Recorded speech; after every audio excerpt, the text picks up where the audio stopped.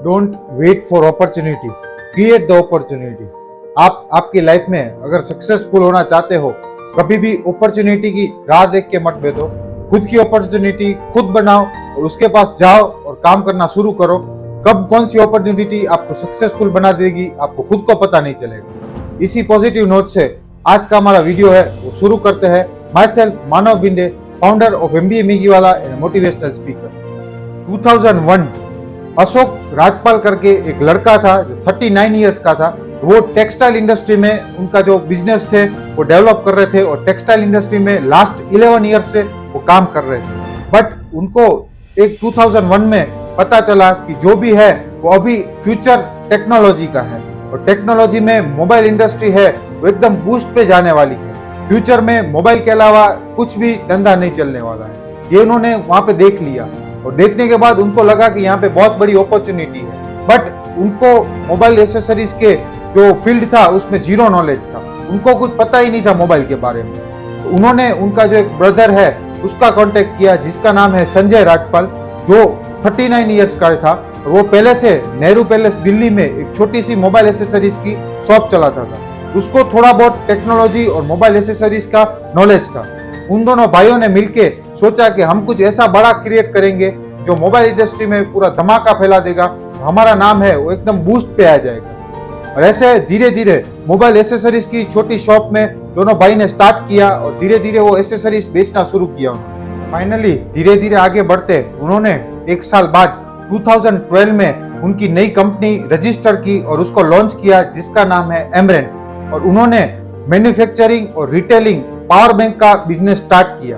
उन्होंने देखा कि पावर बैंक सेगमेंट में बहुत सारी अपॉर्चुनिटी है और इंडिया में पावर बैंक का जो पॉपुलैरिटी है वो थोड़ी कम है compare to Japan and China. Japan और चाइना में लोग बहुत सारी चीज जानते हैं, पावर बैंक का यूज जानते हैं और पावर बैंक का यूज होता है। इंडिया में पावर बैंक नाम की चीज लोगों के लिए नहीं है और यहाँ पे बहुत बड़ा अपॉर्चुनिटी है उसके लिए, लोगों को अवेयरनेस फैला सके। और उस टाइम पे स्मार्टफोन की जो अवेयरनेस है वो एकदम पीक पे थी, स्मार्टफोन एकदम हाई रेंज पे चल रहे थे वहां पे।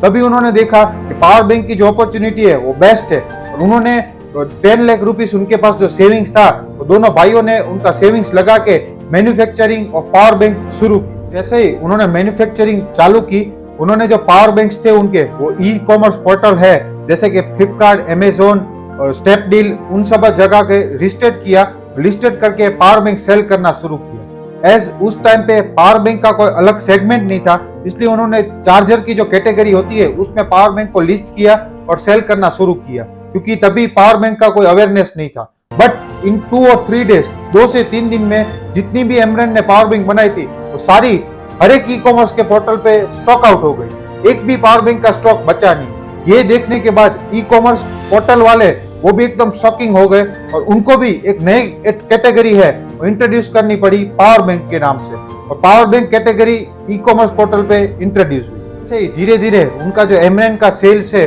वो बढ़ता गया, पावर बैंक का जो सेल्स है वो बढ़ता गया और उस दिन से दोनों भाइयों ने कभी भी पीछे नहीं देखा और वो आगे बढ़ते गए। और आज इतने कंपटीशन वाला वर्ल्ड है जहाँ पे टेक्नोलॉजी इतनी आगे आ चुकी है, इतनी सारी जो कंपनीज है वो पावर बैंक बनाती है, आउट ऑफ इंडिया की कंपनीज है वो भी पावर बैंक इंडिया में बेचती है। तो भी एमरेन की जो पावर बैंक है वो उनके कस्टमर है 10 मिलियन कस्टमर खाली पावर बैंक खरीदते एमरेन से। बाकी जो प्रोडक्ट्स है वो उनका जो अलग है। पावर बैंक के सेगमेंट में इतना सक्सेसफुल होने के बाद एमरेन ने जो है वो नए नए प्रोडक्ट्स लॉन्च करना शुरू किया और वो आज केबल्स भी बनाती है, स्पीकर्स बनाती है, जितने भी मोबाइल एसेसरीज के प्रोडक्ट्स है वो बनाती है। और एमरेन ऐसी कंपनी है जो इंडिया में मेक इन इंडिया प्रोजेक्ट है उसके ऊपर वर्क करती है और इंडिया में प्रोडक्ट्स बना के दुबई है, स्विट्जरलैंड है, वो सब जगह उनके जो प्रोडक्ट है वो एक्सपोर्ट होते हैं और आज उनका जो टर्नओवर है वो 100 करोड़ से भी ज्यादा हो चुका है। इस स्टोरी से हम क्या सीखते हैं?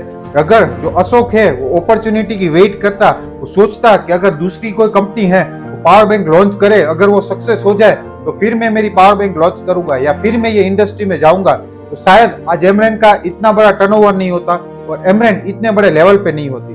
बट अगर उन्होंने पहला स्टेप लिया, पहले उन्होंने अपॉर्चुनिटी को ग्रैब किया, उन्होंने इतना बड़ा मार्केट कवर किया, इसलिए आज एमरेन का इतना बड़ा नाम है। आप और मैं इनसे क्या सीखते हैं? अगर आप लाइफ में कभी भी अपॉर्चुनिटी की राह देख के बैठोगे तो आपके पास कभी भी अपॉर्चुनिटी चल के नहीं आने वाली है। जो अपॉर्चुनिटी आपको दिख रही है उसके अंदर घुस जाओ। सक्सेस होना या फेल होना वो आपके हाथ में नहीं है, बट अपॉर्चुनिटी को ग्रैब करना वो आपके हाथ में है। 100 अपॉर्चुनिटी को ग्रैब करोगे उसमें से एक तो ऐसी होगी जो आपको सक्सेसफुल बना देगी, जैसे कि एमरेन को बनाया। ये स्टोरी आपको कैसी लगी जरूर हमको कमेंट करके बताइएगा। और अगर आपने वीडियो को लाइक नहीं किया तो वीडियो को एक लाइक तो बनता है। अगर आपने सब्सक्राइब नहीं किया है तो हमारे चैनल को सब्सक्राइब कर दीजिए। डेली आपको ऐसे मोटिवेशनल, ऐसे स्टार्टअप्स के वीडियोस मिलते रहेंगे। अगर आपने हमको इंस्टाग्राम पे फॉलो नहीं किया, स्क्रीन पे आपको आईडी दिख रही होगी, इंस्टाग्राम पे जरूर फॉलो कर लीजिए। वहां पे भी आपको रेगुलर पोस्ट मिलती रहेगी। जल्दी ही मिलते हैं कल एक नई स्टोरी के साथ। Thank you so much.